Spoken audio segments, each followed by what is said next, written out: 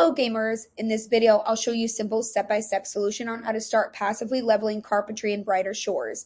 To start passively leveling carpentry in Brighter Shores, follow these strategies that focus on efficient wood processing and utilizing passive activities. Let's dive into the video. First, gather wood efficiently. Begin by chopping logs from trees in the Hope First region. You can also purchase logs from Gwen's Lumber, though this is less sustainable and more costly. Acquire an axe early on to facilitate wood gathering. Next, process wood at the Carpenter's Workshop. The Carpenter's Workshop is located at Timberwell Green. Here, you will cut logs using the circular saw and further process them into final products using the lathe. Now batch processing all at once. Next, focus on high-value products. Once you reach level 20 in carpentry, you can unlock knowledge points to engage in passive activities that generate XP over time without active involvement. Now use experience boosts. Activate any available XP potions during your wood processing sessions to gain an additional 5% experience points, making your grinding efforts more effective.